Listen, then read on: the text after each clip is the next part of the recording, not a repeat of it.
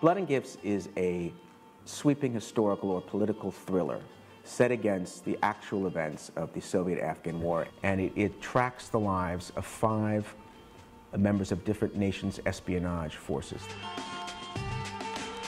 The strongest emotional thread and the current of the play is the relationship and the shifting alliances and loyalties between these different men, and the cost of this heroic effort that they're all making, whether you agree or not with them politically, the cost that has on their families, their personal lives, and their sense of who they are and what they're doing here.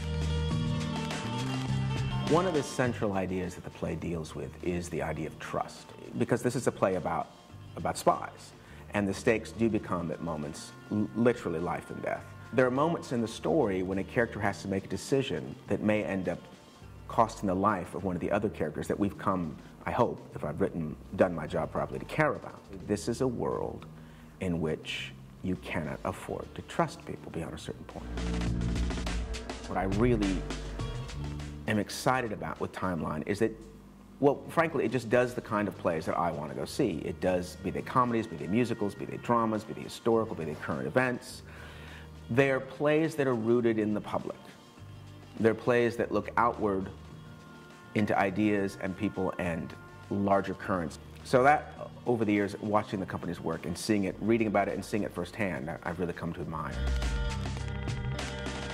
The Timeline production is the 4th production of Blood and Gifts. And what's fascinating seeing it here is how different it is from the others. What is really interesting and exciting about the Timeline production is its intimacy. And it's almost filmic, you are there quality to the production. A great deal of the play actually is 2 or 3 men sitting in a closed-doored room, quietly discussing the fate of the world. That there is an intimacy in this production that pulls out an intimacy in the play that was not as clear in other productions.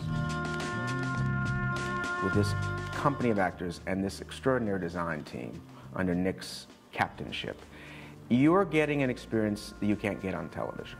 They've put together what live theater does that nobody else or no other art form does. That is ideas and emotions ringing outward in a public space where a group of people, often strangers to begin with, are taken on a ride that they could not take on their own, and at the end of which, on some level, are changed.